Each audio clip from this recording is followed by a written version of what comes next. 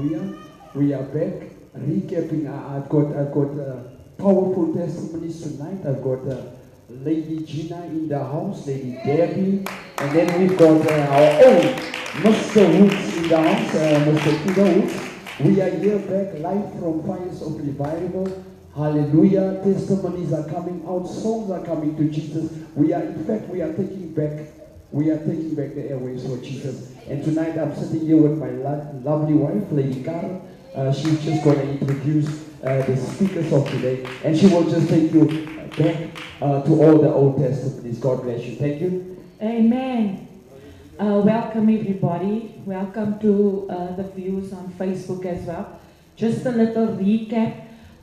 We started 2 weeks ago with the testimony that changes lives and testimony that transformed. We had our evangelist Gerald on the stage where he testified on how God came through for him every time, how his life was changed from being a gangster to being an evangelist and sowing back into the community where he grew up from. And then last week we had our brother Esmond, also known to Westbury. He also gave his testimony how God saved him, how God took him out of a drug-bound house, and how he ended up spreading the gospel in the area that he grew up with. Now tonight we have 3 lovely people here from Fires of Revival Ministries. Amen. And because it's the only thorn amongst the roses this evening, I want to ask our Uncle Kiddo, as we know him, just to give us a background on where he grew up and where he's from. Amen. Thank you, Lady Carl. I was born in Friedendorf, which we call Vitas, the old Vitas. And I was born in the 21st, number 23, 21st Street. You know, from a young age, since I grew up in Vitas, my mother rejected me. When I was 2 months old, she left me with my grandmother. And since then, I have grown up with my grandmother.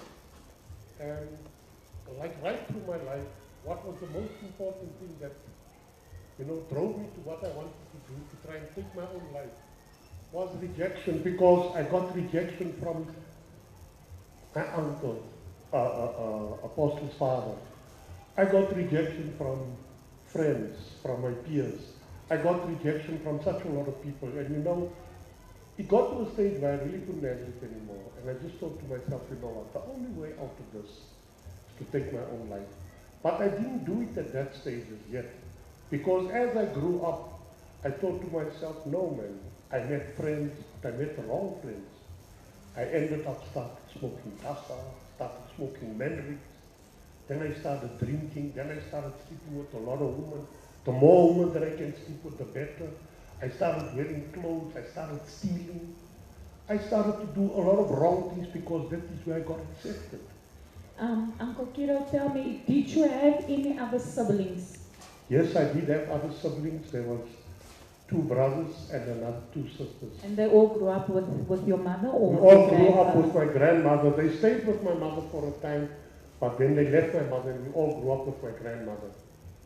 And the crowd of friends that you started hanging out with, were they also from, was it in Vitas where you met them, or was it at another? No, it was, most of them came from Vitas because we started moving.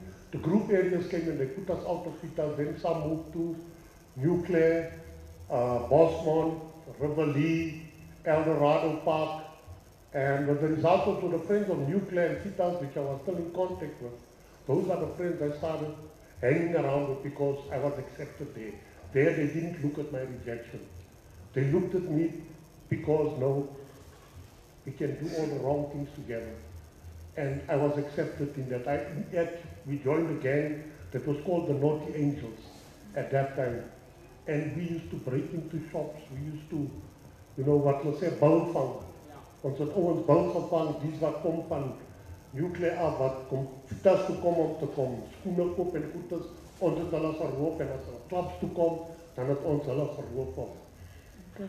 That's just a brief introduction of our brother Keith Woods. You can just pass the mic on. We've got a lady sitting next to him. I want you just to give us your name and just a brief introduction of where you come from and where you stay. Hello, I greet everybody in the wonderful name of Jesus. My name is Debbie Reiner. I grew up in Westbury. We first stayed in Magatani, moved to Mfeka Street. I grew up in a religious household. Ja, ons het altyd keer toe gegaan, Sunday school. Ons was rebellious. Ik was dus een jonkie kind, ik had gelijk kouborst lopen. Met een short. Ik had elke dag pak gekregen. Oké, fijn, ons het groot geraakt. Mijn malen was bij je bij de kerk. En was altijd bij je vrij. En dan komen we later huis toe. En hij was onze tijd. Om s'nachts op het aan te gaan. Ja, dat al. Ik had al gestiel. Ik stiel al van jongs af. Maar die winkels gaan kost stiel. Pesties gaan stiel bij de boeren. Pak gekregen. Die krappe huis toe gekomen. Kreeg weer pak. Vraag mijn pa, nou waar was je aan te doen? Het moest die buitenkant gespeeld of alles. Weet als je al, ik krijg zeer dingen. Ja man, is zo niet even. Dan gaan we naar de weerkamer, dan krijg je naar de weerpak. En het is aangegaan en aangegaan. Ik is vandaag 49 years old. Je weet, I'm saved today. Je weet mensen. Je weet dat ik die heb gemaakt in leeuw, man. Je weet, ik ken mezelf. I think we'll come back to Sister Debbie. Amen. It's very emotional. It's very emotional. Hallelujah, where she comes from. But we know that Jesus is in the boat. And the next lady that we want to introduce, Gina. Hallelujah, Sister Gina. Can you just tell us where you come from, where you grew up, and what happened in your when you were still young in your teenage years? I want to greet each and everyone in that awesome name of our Lord and Savior Jesus Christ.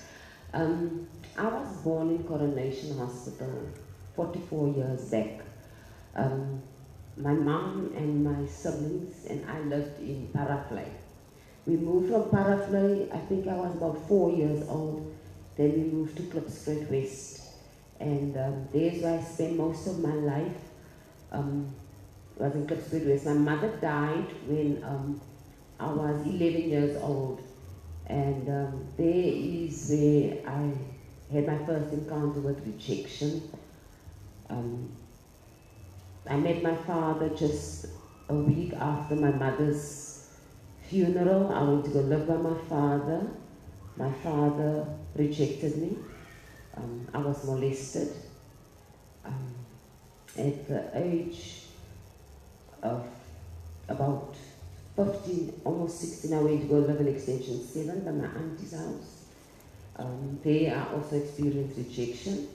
I moved back to Klipspoort West where my brother at that time lived in my mom's home. And also on my way to school, I was raped. And at the age of 16 is where I fell into drugs. So I was on drugs for about 23 years. And my life was tough in Klipspoort. Teenagers got married. First husband died, got married again. When I moved from Klipspoort, I moved to Waterval.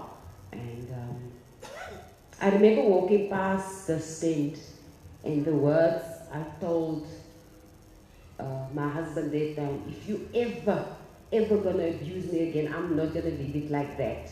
So I was abused from the age, actually when I was a baby. I was abused since I was a baby. And here in Waterval is where I had an encounter with Jesus. And yeah, my life changed. So as we can see across the panel today, we have people that's got something in common here. They all loved on some sort of rejection in their life. And coming back to Uncle Kido, I just wanted to find out, as a young boy, growing up with rejection. How did that make you feel? It made me feel very insecure. And I turned to sport. I started excelling in sport, and when I used to come home, tell my parents, listen, I'm excelling in sport, it wasn't good enough. They would always tell me, no, why do you want to go do sport? You can't get paid from sport. You won't get rich with sport. You must get a job. You must go to school and get an education. And because of rejection, I refused the education. I went to school, but I just didn't concentrate on school. My idea was that I would rather play sport, or I would rather go out and steal. I can make more money when I'm stealing. What type of sports did you? I was in athletics, I swam, I was swimming, I played soccer, I played table tennis, I played cricket. That was the sports that I really excelled in. I played rugby for a time, but rugby wasn't, I didn't like contact sport, like that where you've got to get hurt. But I excelled in soccer, I excelled in athletics. I broke the under-17 high school long jump record in Cape Town with the interprovincial. I broke that record and I kept that record, and then I went to the under-19. I broke that record as well in the triple jump and long jump. And all this time you were staying with your grandparents? And I was staying with my grandmother, yeah. I had no grandfather, just my grandparents, my grandmother and Apostle's father, Rocco. He was my uncle, but he was more like a father to me, even though he was very strict with me. Okay, speaking about your education, yes, you told us that you were not fond of school. Yeah. You said no, you rejected like school, but the only thing that you excelled in it was sport. Yes. Can you tell me which grade were you in? I believe that time it was standards. Yeah, I was in standard 8. I went to standard 8, then I passed standard 8 to go to standard 9. Standard 9, I passed it, I went to matric, but I didn't go to matric because by that time all my friends were working, others were working long before me. I was about the only one that was still at school. Okay. And then I decided, no man, I can't, I'm also going to go to work. Okay. And then I started working. Uncle Kiro, at what age did you start using drugs? I used drugs from the age of 19. From the age of From 19, yeah, up until the age of 35. But through all that time, I was heavy, very, very heavy. Was it just the Dacha and Mandrakes? Dacha, Mandrakes, I used to take, that time they used to call it Obex, Vesprex. There was LSD at the time, I tried that, but I didn't like that. Then I just stuck to Mandrakes and to Dacha. At this time, when you used all these drugs, did it sort of fill the void of rejection in your life? It filled it just for a time. It was like for, just for the time when you're doing it. But then when you come out of it again, then you have to face reality, then you're sitting with a problem, and it's much more bigger than what it was. Relationship-wise, did you date that time? Or yes, I was going out. I actually got married. I was married twice. I didn't have any children with the 2 wives that I had. My first wife that I got married to was Shirley Jacobs. And we used to smoke together, smoke dust together, drink together, go to nightclubs together. And that marriage didn't last very long. It lasted for about 2-3 years. Can you tell me what age were you at that time? I was then about 23, 24. 24. The second one? I divorced. The second one I got married again when I was at the age of 30, 32. And that marriage only lasted for a year, but by then I became a born-again Christian in the Methodist Church. But my intentions weren't to become a born-again Christian. I just wanted this woman. I was lusting after this woman. And the only reason I could get her was to be a born-again Christian. We got married, and then we were married for about a year, and then we divorced. So you were undercover, brother? I was an undercover brother. So this is for all the young men that comes to church with the wrong intentions. They must learn for the wrong intention. It's not going to work. You come here to serve the Lord because the Lord Jesus Christ is your Lord and Savior. Don't come here because you see a woman in a miniskirt and dressing nice and coming to church. It's not going to help you, my friend. You're going to end up being depressed. You're going to end up doing what I did, and I don't want you to go that way. Uncle Kiro, just to go back, before you got married and when you started living this lifestyle of the drugs and the clubbing and stealing and that, how was the relationship at home? It was tense at all. Because all these things I did outside also with me, we were all this, we used to like go to town, steal there in town. But, you know, I was scared coming home because I didn't know where to put all these things. And like the next morning when I wake up, then my uncle was probably had found it, or my grandmother, where did you get this? No, I got it from a friend, you know, keep on lying. Then they would call the friends in. But we had already arranged with the friends that, listen, if you get called in here, you give the story. Sister Debbie, moving over to you, when you started vryheid gekry het en is mos baie lekker as die ouers weg is en dan doen die kinders net wat hulle wil. How did that affect the relationship with your siblings and your parents? Sister Karen, we know by 5 o'clock, fire must be ready, the coals must be red, the water must be boiled. When my parents come in, they must wash, change, the tea must be ready. After they grab the tea, they're on their way to church. From that time, it's like 6 o'clock, past 6. Then we pray until 11 o'clock at night. Yeah. So far, was ons geweest. Sister Debbie, did you also started experimenting with things that substances? Yes. Did you start experimenting as well? Yes, Sister Karen. I started drinking at the age of 15. I think I started smoking cigarettes at the age of 15. I think I was younger when I started smoking the hustle. And my parents never knew about it. Okay.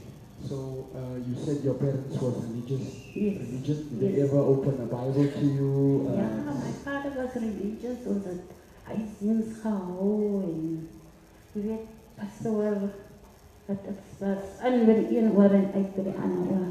Okay. So hulle lewe het ook, hulle lewe was ook christelik voor julle? Christelik, ons het christelik groot geraak. Kijk, my vader was 'n christelike man, hy was 'n person aan kerk geweest. So die vriende druk, which is peer pressure. Peer pressure was heavy, yes, it was very Vriende heavy. gehad wat miskien gedrink het, Ja, geëxperimenteerd. nee, as reeds, Debbie Kompro, Debbie Kapoe, een. Jou eerste sip, wat drank was het? Was het spirits of was het? Dat was een sterk drank, dat was brandy. Mattel. Ja, dat was bijster, Mattel, dat is dat, ja, Mattel bij brandy, nee? Ja. Okay. Ik wil nog verder aangaan met Sister Debbie. Sister Debbie, so je zei niet 15 jaar, je begint met spirits, alcohol. Yes, yes. En je hebt overgegaan naar Zo. Zol toe, wat daar is. Yes. Je praat ook van die vriendendruk wat daar was. Ja. Vrienden die altijd gezegd, ja man, jy is misschien een hoender als je die iets Ja. doet. Maar ik wil je vragen, het je ouders misschien enige ding opgelet in die manieren hoe je optreden of Dat was een zondag dat ik drankhuis toe kom. En die pier was warm, my zondag aan die kombuisen. My ma het gestaan en schrik. Kom ek daar in die pastoor en ek sê, "O, julle smaak lekker nie." Ja, pastoor, kyk my pa het gepraat met die sambokman. Ja, ek ken nie wat is 'n bandpak nie. Ek weet nie wat is 'n slipperpak nie. Ek ken net 'n sambok. Ja, as ek geslaan het, dan seer die vel so in twee. Volgende oggend as jy opstaan, dan is het reënboogkale daar om my woon. Ja, so het ons pak gekry, maar waar ons mis. Ja, ons het elke middag members klap toe gegaan, R2 klap. Hulle stuur ons Hoe was het klap met R2 pastoor. okay. Entrance fee. Pastoor. Ons teken ons as elke Saterdag gestuur vir groceries by MC. Dit is nog die brein sakke wat ons groceries in. Ja, ons het ons taxifare uitgekry. Ons het ons klapgeld uitgekry. En ons het ons drankgeld uitgekry. Okay. Ons wil oorgaan na Sister Gina toe.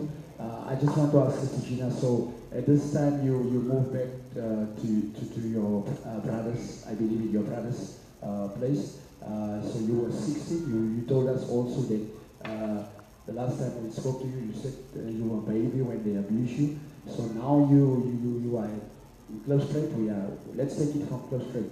So what happened? What happened there that you move?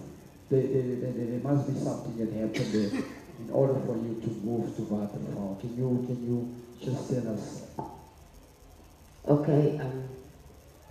The reason why I moved to Waterfall, I lived in Klipspreek, in my mom's house. My brother was living currently in that house. So he falsely accused me of stealing, his wife's ring.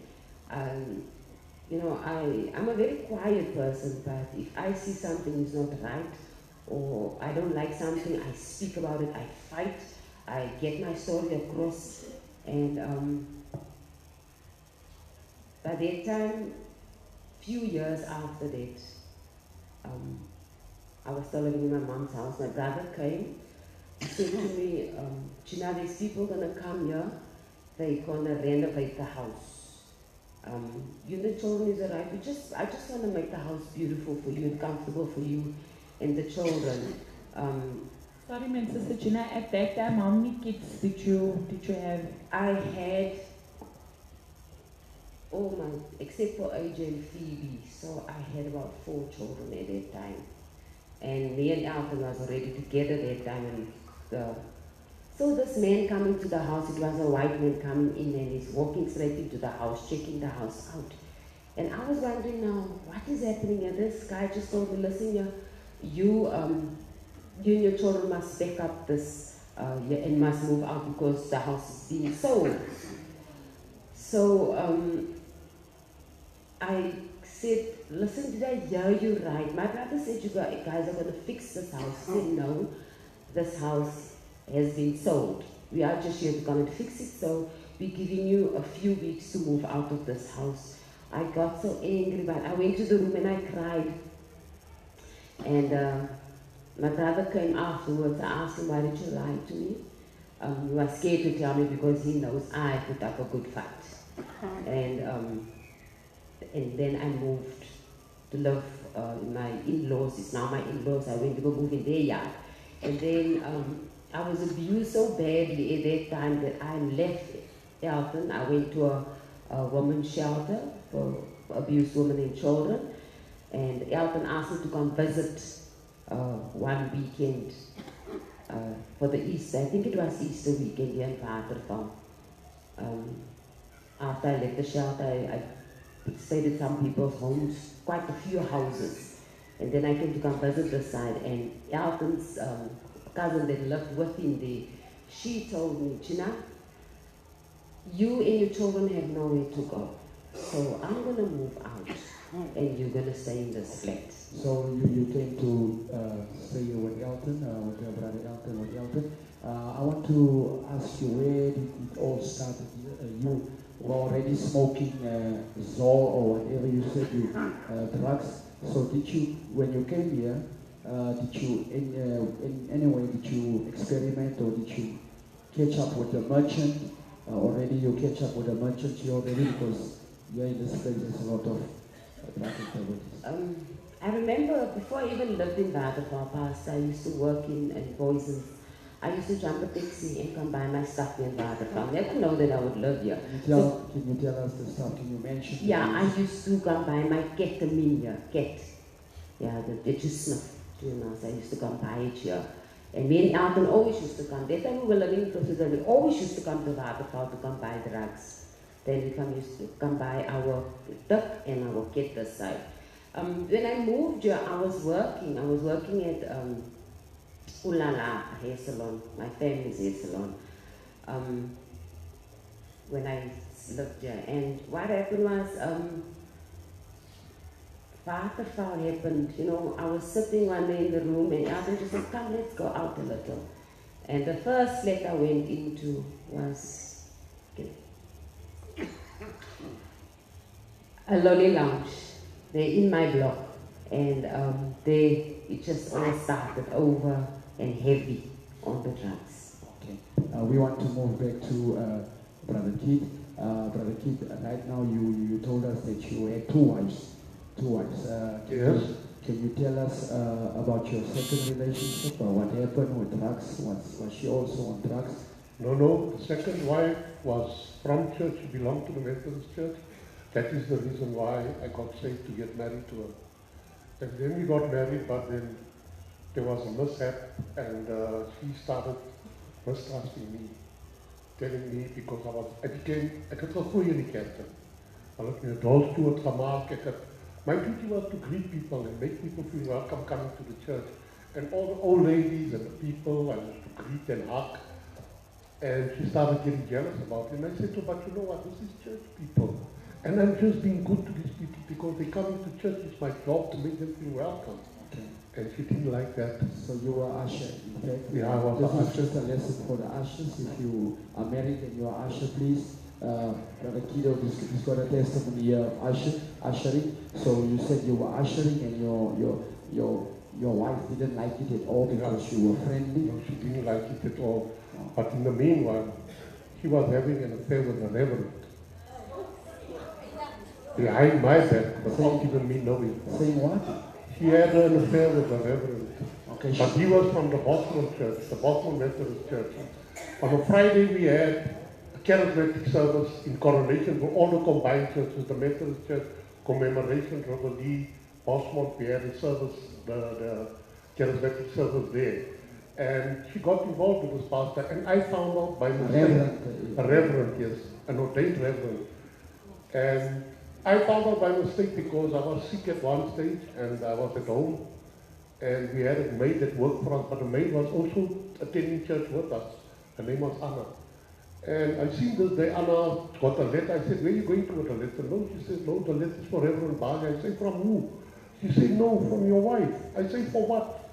I said, well, give me the letter, and I steamed open the letter. And it was a love letter, conveying her undying love for this man, and she's prepared to leave me and everything.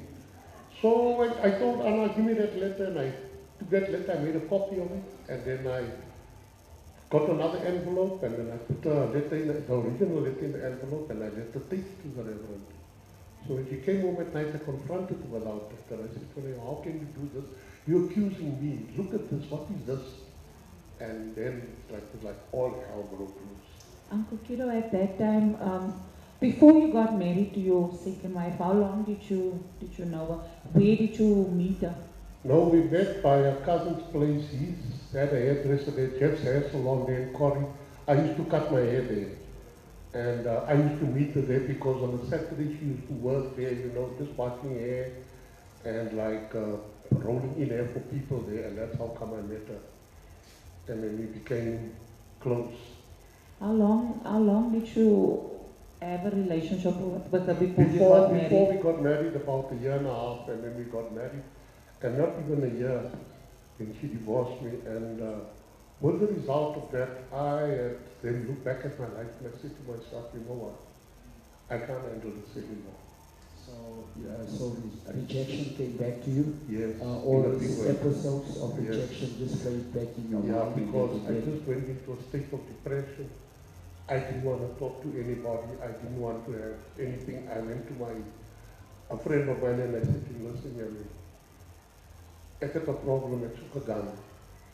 Maar ek wil iemand seermaak, because hy iemand het I lied to him. I said to him, ek soek net 'n gun. Ek gaan betaal vir die gun. He said to me, nee, ek sal die gun organise. Just to direct you again, so you said you fell into depression. Yes, a very, very deep depression.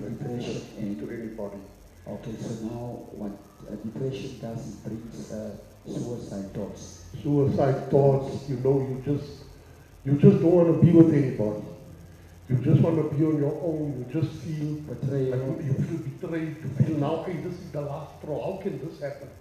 This was like the icing on the cake, but it was, like I said, from the beginning with rejection. It started and it built up.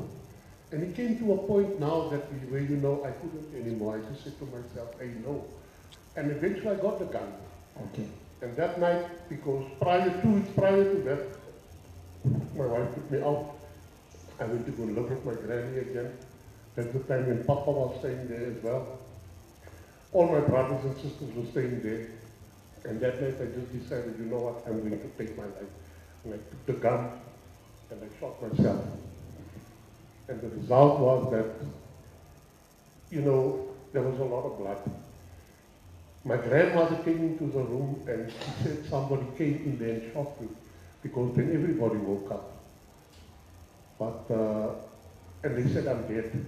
Then they phoned the ambulance came there, the ambulance said no, this man is dead. It's because they could find no pulse. But thing is, I shot myself, the bullet penetrated me on the right hand side, and it went down behind my eye, brought the eye out, went down behind my nose, and it exited beyond my cheek. So the result was all that blood was going into my lungs from my throat. I was going to drown in my own blood. And when the paramedics said to my grandmother, this man is dead, she said to them, no. I prayed to God, this man is not dead, he's alive. Let's take him to the hospital. I'll go with you to the hospital. And they said, no, this man is dead. They got the form there. It's called a DOA, dead on arrival. They gave him to the hospital there. When we came to Coastal Coronation Hospital, we came there. A friend of mine was on emergency duty that night. His name is Dr. Mark Fick. And she went to him and she said to him, you know, Mark, he says, is this Keith? She says, yes. He says, please, man. He says, but Mrs. Woods, man, he's dead. There's no pulse, there's nothing. They couldn't find a pulse. Pastor, she said, no, he's not dead. This man is alive, man. Just put something in him and what they did was they put a tube in here that sucks out. They're in the hospital, they got that tubes where they used to suck in and it goes into a bottle against the wall. And when they started sucking out, then blood came out. And what the result is, when the blood came out, I just took a breath and then I went into a coma for 4 days. Uncle Kiro, just to rewind back, when you were laying in bed about to take your own life, what was the thoughts that went through your mind for you to I mean, it takes courage firstly to take a gun and put it against your head. What was the thoughts that went through your mind? My only thought was to kill myself. I didn't care about anything and anybody. But I wanted to say something to people that has got suicide thoughts and want to, kill themselves. Suicide is a very selfish thing. It's a selfish act. It's because of self. You don't realize how many people you're hurting. Your family, your school, your area that you live in, your friends. Because everywhere that those people will probably walk to, then they say, hey, where do you come from? Hey, I come there from nuclear. Oh, that's the one to kill himself. Stigma. So, to commit suicide is a very selfish act. You don't consider all the people that you will be hurting. I only realized this afterwards. But you know what? I can only thank God. Because the caliber bullet that I shot myself with was a 45. Now everybody knows if you use a 45, it's damage to it. The first bullet was a hollow point. That is why it went right through. The rest of the magazine was hollow points. And what the result is, Pastor, I didn't realize it at that time. I mean, even when I was in the coma, I can't remember anything about the coma, but I just know I had a warm feeling. And after the 4 days, when I woke up in the hospital bed, I looked up. Ek was nog deur mekaar van die drugs en alles wat my gebeur het. En ek kyk op en ek sien is lig, alles is bright. And I'm still telling myself, hey, this must be heaven. Because why everything in heaven is bright, it is in the hell is donker. But when soos ek die oog knip en ek kyk weer, ek sien fluorescent tubing, ek sê, this is me heaven. Heaven got no fluorescent tubing. So as I looked around, then I saw my uncle, he was there, I believe he was there the whole 4 days. And he was praying with the pastor, the reverend of the church, and my prayer group that I belonged to at that time. And everybody, the whole ward was full of people that were praying for me. And when I came out of there, they all rejoiced and they were glad and they were, they were giving thanks to God. And I can just thank God that, I've lost an eye, that's nothing. But He's given me back life. And now, I will never ever stop loving the Lord. I will give my life for the Lord now. And I will help people, anybody that needs help. I'm always willing and able. You know, for me to be an encouragement to people, I want to be an encouragement because I wanted to see how God can work through people and bring them hope and give them strength. Amen. If I may just stop you there, I just want to find out did the church bedtime, the church play any role in your life by supporting you, by Yes, they did. did they They come did. and encourage you? They came, counsel they you? encouraged me, they gave me counsel, they even sent me to counseling. I went to counseling, psychologist, counsel, and I went to spiritual counseling. Okay. And that has helped me because that has brought me back. And that made me realize how much people care about me. Not even knowing. So Without knowing, then I realized how many people, not past, I won't lie to you, thousands. Because I knew a lot of people. I believe that you had a work also at the airport. You Yes, were also that was student. after I tried to kill myself, I started, working. I started working for a company first called ACF Merchandise in town. Then I worked for a pharmaceutical company. And from there, then I got the job at the airport. I was working at the airport for 12 years. That was the job that I always wanted.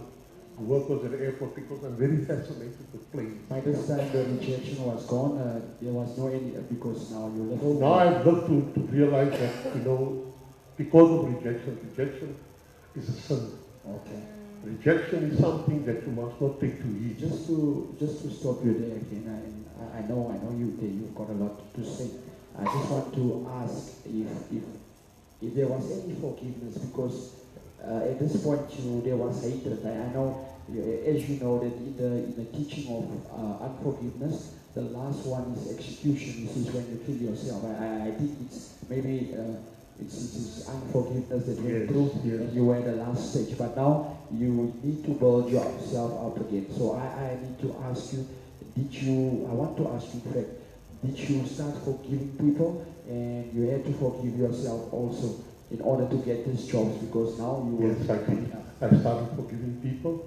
I started forgiving myself, because in the spiritual treatment we got at that time, that was the most important thing, forgiveness. Learn to forgive, and learn to forgive yourself first, because lots of times you forgive other people, but you don't forgive yourself. You have to forgive yourself, because to do harm to yourself, it's not your job to do it. It's God's time to take your life, not you take your own life. God is the only one that's in control, and we must realize that. He's in control. That is why He gave us His only begotten Son, Jesus Christ. I think we can clap to Brother Kido and then powerful testimony. We are moving over to Debbie and then give over to Lady Karen. Sister Debbie, wow, Uncle Kido, what a testimony. Really, God is good. Amen. God is good.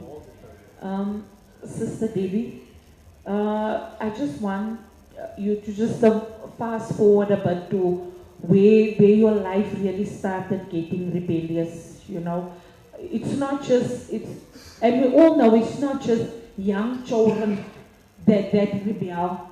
We get adults as well that rebel. So, in your life, where did it all start?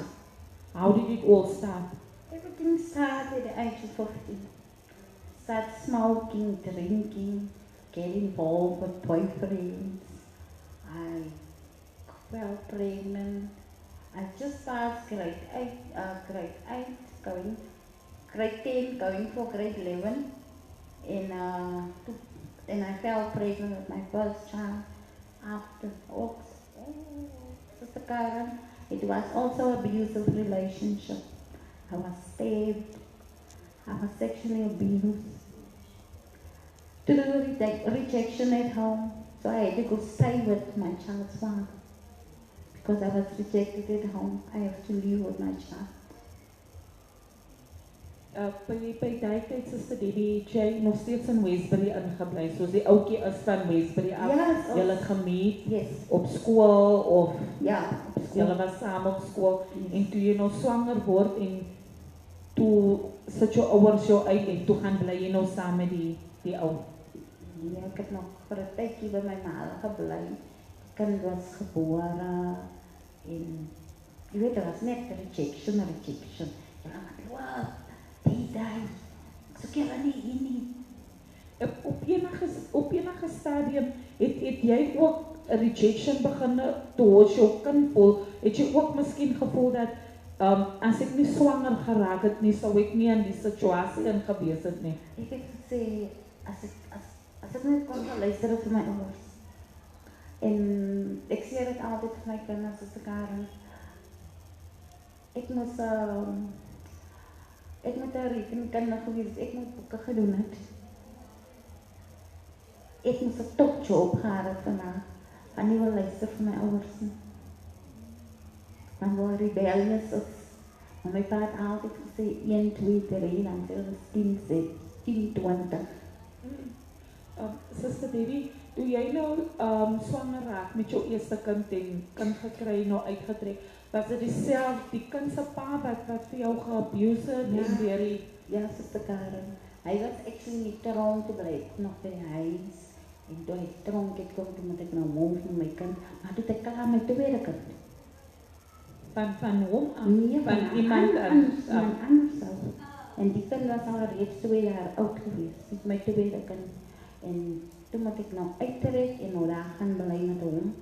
En niks was lekker nie. Ik heb hem ook gerecheckt. Ik heb ook voor mezelf gezegd, wie nou om iemand te komen. Na die tweede kind, hoe was jou verhouding met jou ouers geweest? Was je nog steeds in die huis of weet jy iewers anders geweest? Nadat hy my so geabuse het. En hardloop ek maar weer terug huis toe, saak gaan maak. Dat is toch niet zo werk nie, want eigenlijk krijg ik weer bepikkend bij. Toen zit ik net vars in die werk en toen kan ik ook weer voorgaan met zaken. En voor deze is de Karen nog aan die rebelliesheid van 15. Als die eerste keer, weet je al, is wat ik toen met mij nog nooit uitgepraat. Vandaag is die eerste keer wat ik zei, ik was verkarrig geweest. En mijn ouders weer. Vandaag is mijn eerste keer wat ik heb het zien. Niet eens van mijn familie weer, maar vandaag weer. Het jy die perpetrator gekend, Suster Debbie? Yes, I knew him. Ik loop nou aan hem voorbij om. Omdat ik nou gereed is. Groet ik hem. Ik heb hem verkeerd.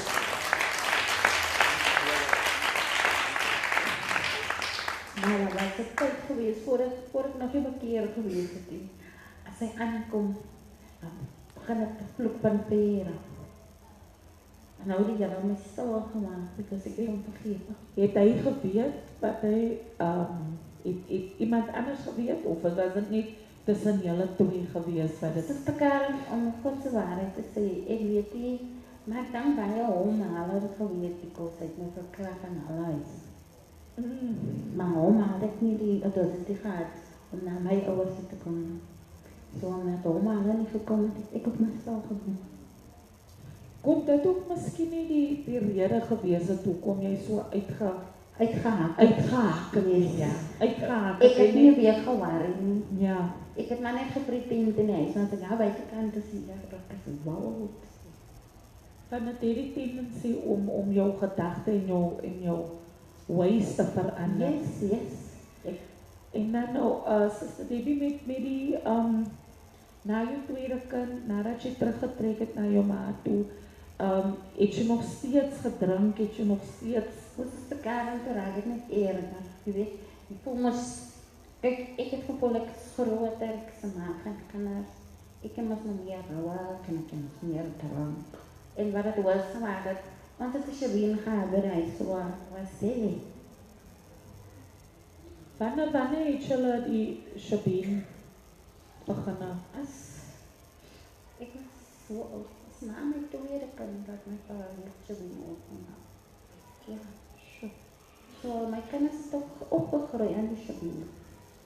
So dit was nou, jou ouers was religious geweest en 'n care background gehad, en all of a sudden changes het gekom. Ja, dat ik net gauw terug en die rede, die wat ons so rebellious geweest het.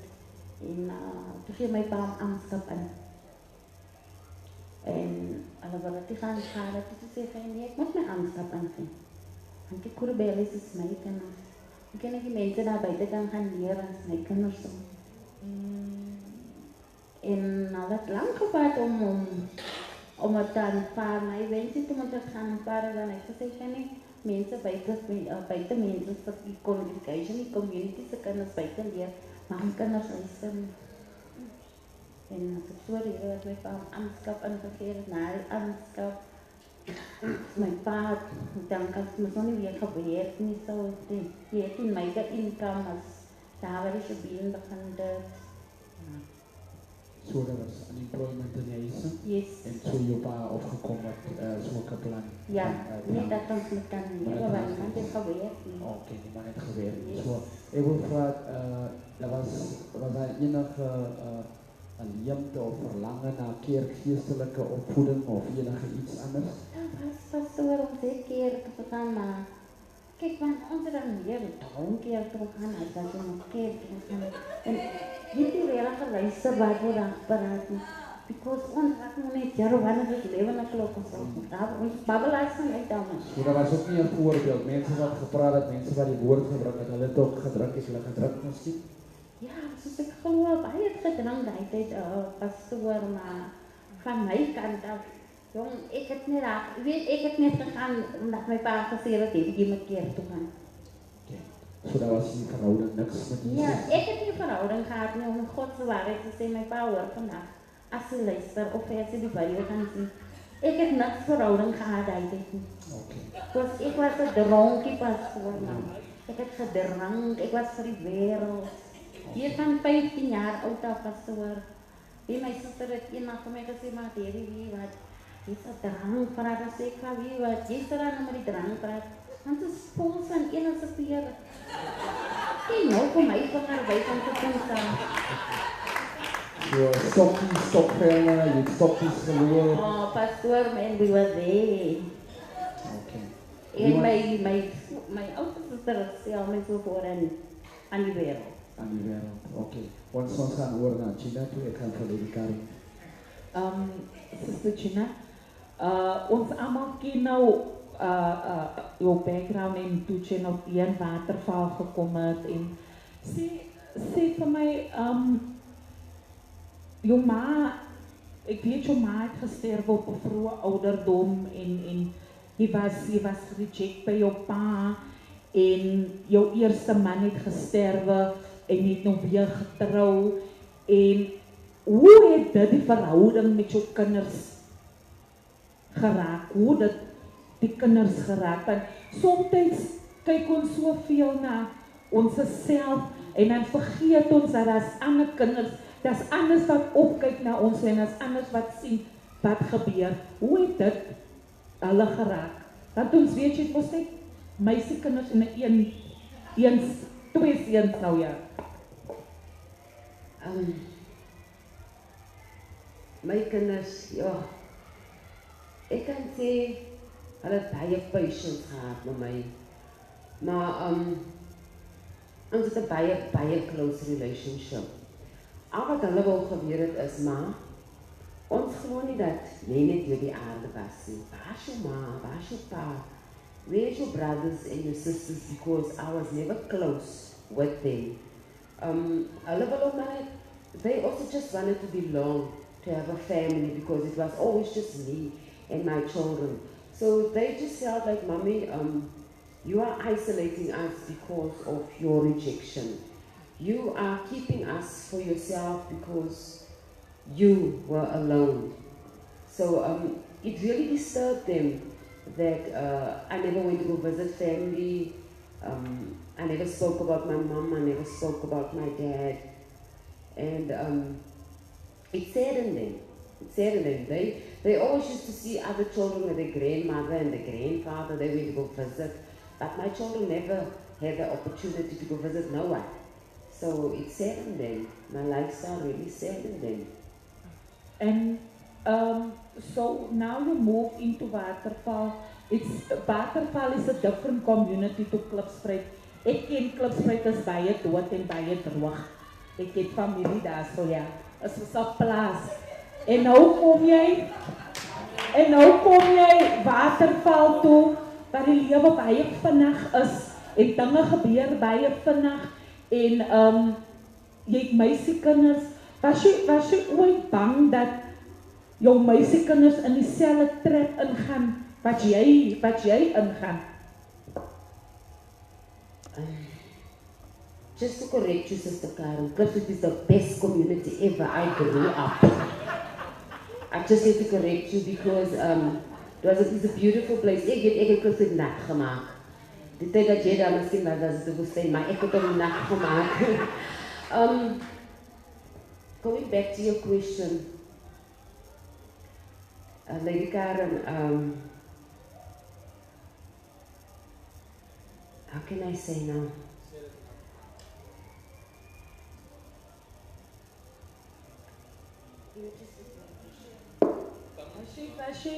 Was jy jou kinders, was jy ooit, het dit ooit jou gedagte getref dat jou kinders ook die lifestyle sal follow wat jy? I'm going to be really honest, they did. All my children, even though they were young, we all smoked dacha. We all danced, we all drank, smoked, except now for hardcore drugs, but I was known as Jar Lady when I moved from here to Klipspruit West. So what we believe is if marijuana was the thing, my whole family did it, up to Phoebe. So my eldest daughter was already in that where she smoked, she drank, she used to go to clubs. You know, she already followed in my footsteps where she just wanted to get married at the age of 18, which she did. And she actually told me, Mommy, I want to live the life that you lived. So I wasn't scared at that moment because for me it was my religion. It was how I know that Rastafari is love. So at that stage, all your children were exposed to smoking marijuana and that, and it was your way of life, and it was the way that you did things.